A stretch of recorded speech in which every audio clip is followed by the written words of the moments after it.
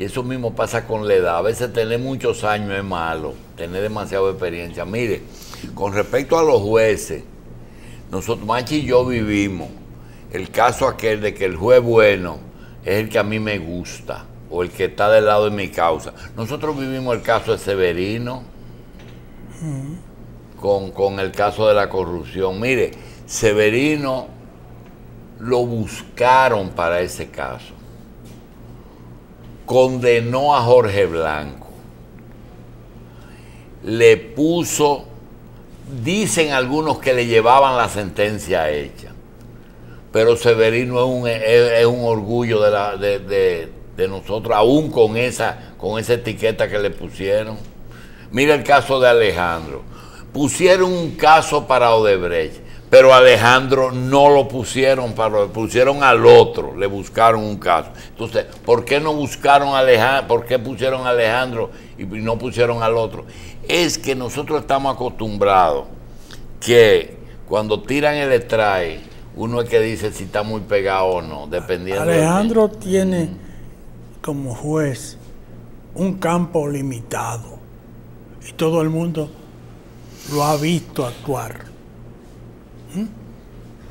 Le llevan los casos y él los refiere a donde debe referirlo. Si fuera a decidir el fondo del asunto, ya fuera otra cosa. Doctor, ¿ese es un juez de instrucción? Sí, ese es un juez de instrucción. ¿Es un juez de instrucción? Sí. Lo que era un juez de instrucción antes. Sí, sí, un juez de instrucción, el que conoció el caso. Bien. Pero hay una cosa, doctor. Yo creo que uno tampoco puede cegarse. Así como usted dice, Moscoso Segarra, lo pusieron para conocer el caso de Félix Bautista. Lo pusieron. La juez esta que decidió finalmente, la pusieron para que conociera el caso Félix Bautista y obtener los resultados esperados. Así como usted dice que se utilizó a Severino. Este juez lo pusieron para eso.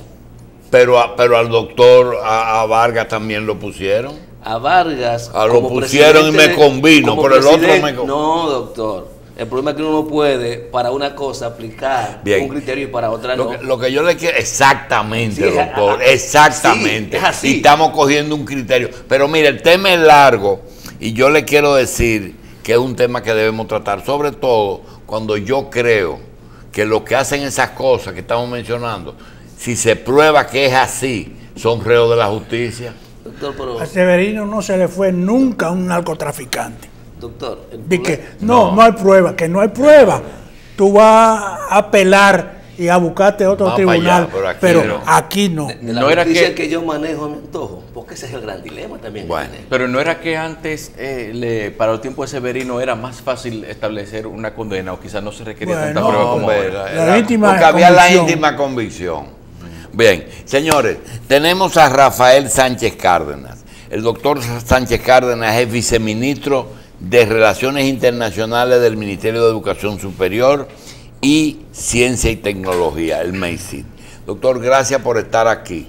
Resulta que en muchas áreas de la administración pública, el Estado, el gobierno o el ministerio es el depositario de la información.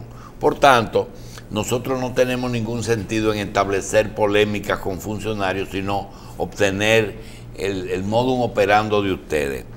Cuando hay relaciones internacionales, lo primero que yo pienso es en las becas. La cantidad de dominicanos que han podido, no importa que sean PLDistas, se me parece en la casa de las viviendas que regalaba Balaguer, que dice, se la dan a los reformistas. ¿Y qué? Los reformistas eran dominicanos. Realmente, el trabajo en educación superior con las becas de este gobierno ha sido algo que no ha sido lo suficientemente destacado, porque realmente son cientos y cuidados de dominicanos que han podido prepararse fuera. A veces no encuentran qué hacer cuando regresen, pero ese no es problema de educación superior. El plan de becas es el principal costo que tiene el MEICIT. No, no es el principal, pero es uno de los factores claves del presupuesto del ministerio. Recuerde que hay becas nacionales y becas internacionales. En la parte internacional, históricamente, a partir de 2005, cuando empieza el programa a desarrollarse, se otorgaban de 1.500, 1.800 becas aproximadamente. Y eso fue incrementándose con altibajos, por ejemplo, 2009, con la crisis que sobrevino en 2008, y las restricciones económicas, bajó a unas 800, 900 becas ese año, o sea, el plan de becas. ¿Y son posgrado todas? Había de inicio grado, pero eso se ha eliminado ya prácticamente porque supóngase usted que cuando otorga una beca a Estados Unidos es por 4 años en grado. Sí. Y además tiene un componente que hay que valorar ya hoy día aquí. Nosotros tenemos universidades locales, que es a quien compete el desarrollo de esas capacidades. Bien. Doctor, esas becas, el costo, tienen diferente connotación. Cuando hay un país que ofrece becas y ustedes la administran, o cuando el gobierno dominicano cubre la beca, o si hay un pago parcial, ¿cómo es que funciona la economía de la beca? Bueno, son acuerdos internacionales que se hacen o con gobiernos o con instituciones educativas internacionales. Realmente es un outsourcing educativo lo que hacemos. El plan de beca es eso. Buscamos socios internacionales, universidades, con las capacidades técnicas y académicas, y hacemos contrataciones de tú a tú. Esos convenios dan la información económica en cada uno. Los precios varían mucho. Digamos, un año académico en Estados Unidos cuesta de 35 a 40 mil dólares por muchacho, todo incluido. Es decir, pago de matrícula, pago de alimentación, pago de vivienda, y pasaje y todo. Seguro médico. No, el pasaje lo cubre el estudiante, en todos los casos. Pero usted se haya casos, por ejemplo, que envía un estudiante a Chequia y con 8 mil dólares el año, usted cubre exactamente lo mismo. Bien, doctor, en el caso de la beca local, a mí siempre me ha preocupado que de las universidades dominicanas hay algunas que no tienen ningún subsidio oficial y hay otras como la UAS, y la UAS es la que más, pero las otras a veces reciben 1 millón, 2 millones, 5 millones, que en un momento dado algún gobierno le otorgó y le incluyó en el presupuesto un subsidio. La pregunta es la siguiente: ¿esas universidades le pagan al MEICID en becas locales o ustedes no lo tocan? No necesariamente, o sea, el sistema de becas nacionales se hace, digamos, un reparto de toda la dotación que se tiene. La estimación que se hace tiene mucho que ver con las evaluaciones, el rendimiento de las universidades. Es decir, en qué medida una universidad que cumple con sus evaluaciones internas, sus planes de mejora, pues debe ser incentivada a que continúe mejorando y dándole asistencia con becas. Es un criterio que se ha usado siempre. Bien. Doctor, yo sé que usted no es muy político ni queremos politizar mucho el MEICID, pero el PLD tiene 2 o 3 o 4 o 5 mujeres que se han hecho famosas en los cargos, la ministra de Salud, doña Ligia o Alejandrina. ¿La política incide mucho en educación superior o ellas se deshacen de su condición de dirigentes históricos y casi vitalicias del PLD? Bueno, yo no sé cómo se separa una cosa y la otra, doctor, en realidad, pero en el ejercicio hay planes estratégicos diseñados en el ministerio, hay planes anuales que se hacen de trabajo de los ministerios y por tanto cada dependencia interviene en ese plan de aplicación. Uno elabora de abajo, digamos, mi viceministerio hace su plan anual de trabajo y luego se conforma con todos los viceministerios el plan general del ministerio anual. Entonces, cada quien va trabajando porque lleva una agenda particular, coordinada por la ministra, desde luego. De manera que el proceso no tiene nada que ver con la parte política propiamente dicha. Le pregunto, doctor, porque aquí hay organismos que son, por ejemplo, la superintendencia de seguro, la superintendencia de banco, la superintendencia de salud. ¿Es el MEICID una superintendencia de educación superior? Bueno, es el regulador. Es un La ley organismo 139.01 es la que confiere la regulación del sistema de educación superior. Por tanto, tiene atribuciones de regulación también. ¿Tienen estadísticas actualizadas? Bueno, las estadísticas las tenemos actualizadas, hay anuarios que se sacan de memorias de las actividades del ministerio. Cada año salen, se dan a luz pública y se emite un libro incluso, cada año. Parece que no nos llega. a nosotros. No llega acá. Yo les haré llegar una memoria de eso. Yo tengo una pregunta, Carlos, tiene que ver básicamente con el tema del tipo de instituciones que operan dentro del sistema de educación superior de la República Dominicana. ¿Cuáles son el tipo de instituciones que operan? La ley reconoce las universidades propiamente dichas, que una vez que están reconocidas y pasado un periodo de más de 5 años, tienen derecho a la autonomía relativa porque siguen siendo reguladas, pero determinan, diseñan sus planes de estudio y los someten al Consejo de Educación Superior. Y una vez que esto se ha aprobado, pues ellas son las que gestan y dirigen todo su proceso de planificación.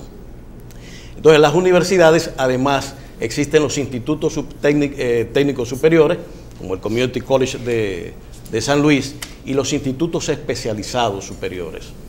Un ejemplo de esto es el de la Fuerza Armada, el de aviación que está constituido, Marina, odontológicos, hay bastante en ese sentido. ¿Esos especializados son a nivel de posgrado y maestría? Los especializados. Los especializados habitualmente trabajan más en ese sentido, sí. Usted sabe que uno tiene contacto a veces con jóvenes que ya han regresado precisamente de las becas que el MESID les ha facilitado con excelente calificación.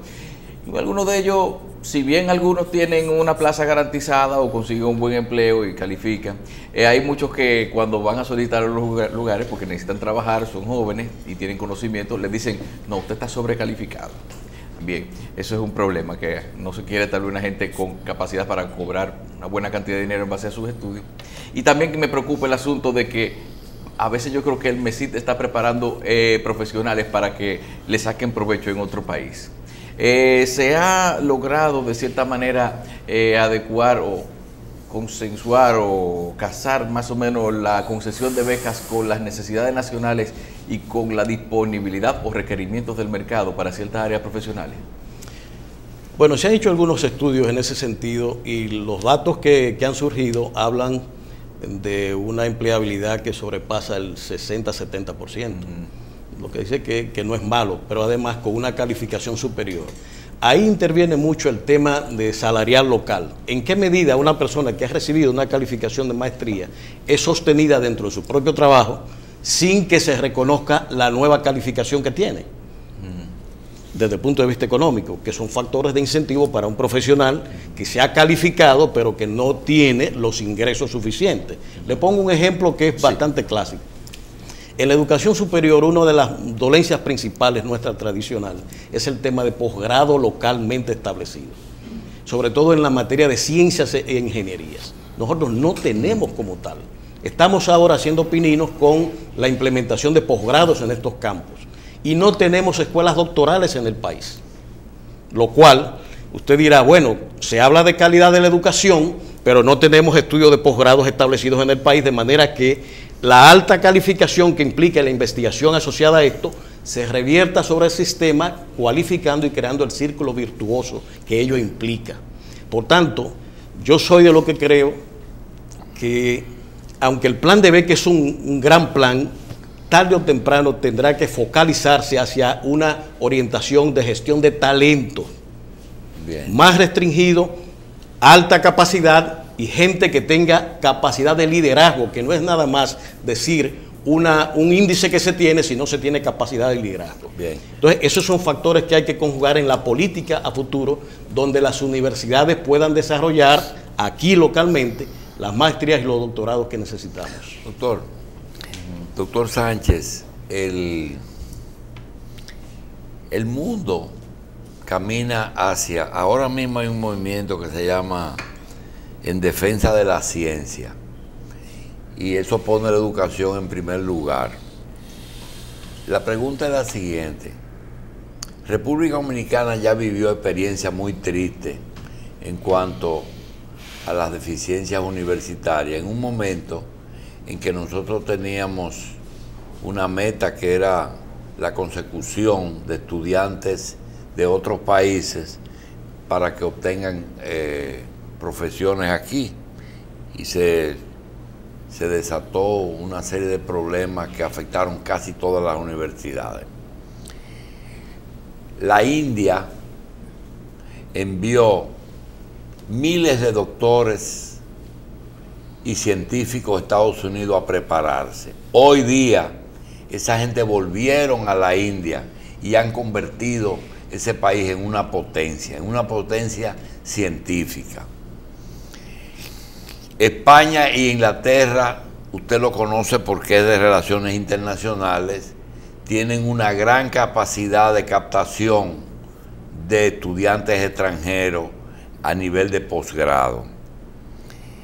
Nosotros tenemos una cantidad de universidades que podríamos convertir eso, después de aquella experiencia lamentable, en una fuente de ingresos, de divisas, porque tenemos gente que está preparada afuera, pero hay algunas cosas que nosotros no entendemos. La habilitación de un centro superior, de una universidad, es decir, comenzando por el profesorado. Ustedes acaban de disponer que todo maestro, todo profesor, todo catedrático tenga un máster, y han sido justos porque aquellos que no le dio tiempo de hacerlo le han dado oportunidad de que lo hagan.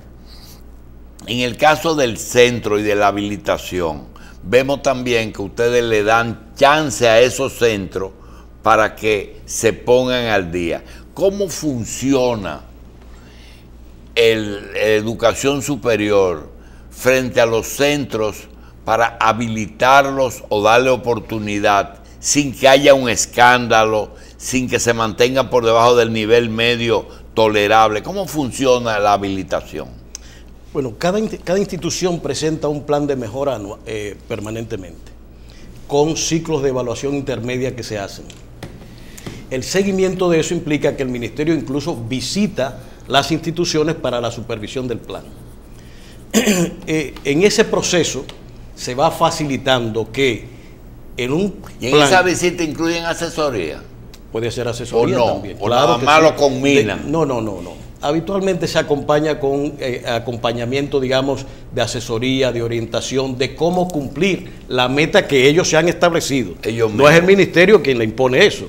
La universidad dice, yo necesito mejorar, se acompaña incluso con orientaciones, sí, para el diseño del plan, y luego se hacen las supervisiones, asesoría, seguimiento y apoyo que necesita la institución. Ese es el mecanismo de funcionamiento. Al final del plan, lógicamente, eso pasa al Consejo de Educación Superior, que evalúa los resultados de ese plan de mejora. Ya ahí la responsabilidad de la institución, que debe haber llenado los indicadores de su propio plan. Y debo decirle que una de las deficiencias habitualmente es justamente en eso. El diseño de los indicadores de la mejora que vamos a tener. Usted como médico sabe que usted le dice, yo quiero mejorar mi laboratorio. Bueno, ¿y cuántas pipetas usted tiene? Yo tengo 2 nada más. ¿Y cuántos estudiantes usted tiene? Tengo 30. 15. Exacto. Ya Entonces usted dice, ¿y entonces cómo es que van a estudiar los muchachos? Entonces usted tiene un indicador que le dice, bueno, mi mejora es que yo voy a subir en estos 6 meses, la voy a llevar a 20. Sí. Y al final voy a tener la población 30 cubierta. pipetas. Entonces yo tengo mi indicador bastante claro, y cuando venga la evaluación del Consejo, pues lógicamente... Doctor, y cuando usted oye que tiene que tener investigación, en un país lleno de precariedades, la investigación es dinero. ¿Por qué las universidades hablan de investigación si aquí realmente, como decía Machi, lo más que tú puedes ir a una estadística, más de investigación de ahí, ¿usted la concibe? Sí, es que tiene que haber, porque mire, doctor, lo que pasa es que la investigación no es masiva, nunca en ningún lado ha sido así. Son centros especializados, grupos especializados que operan bajo sistemas de protección. Pero cuesta. Que cuesta, pero es la única manera de usted revertir las precariedades del sistema. Usted dice, por ejemplo, el gran esfuerzo nacional que se está haciendo con la educación. Ese esfuerzo necesita investigación en el campo de la educación.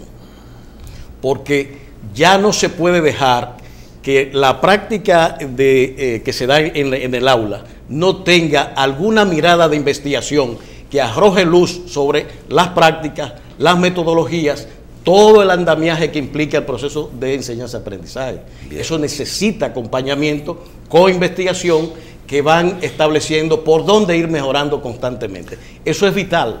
Bien. Eso es vital. Doctor, yo por la parte mía quiero terminar con esto. Ellos tienen otras cosas. El Ministerio de Educación tiene el 4% del PIB.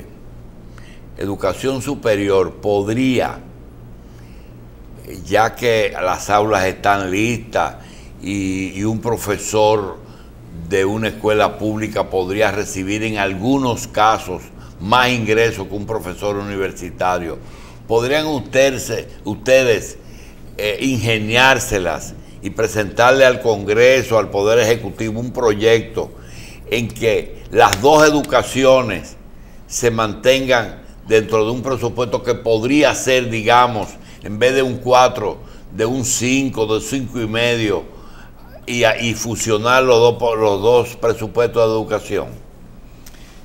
Bueno, es que actualmente, si ustedes, el 4% de la educación preuniversitaria. ¿Cuánto tienen ustedes en educación superior anda por 0.3%. Imagina. El problema está en la educación superior. No podemos coger dinero de educación. Entonces, para pasarlo para allá. Eso lo veremos en el futuro, porque la inversión en la preuniversitaria no creo que esté baja.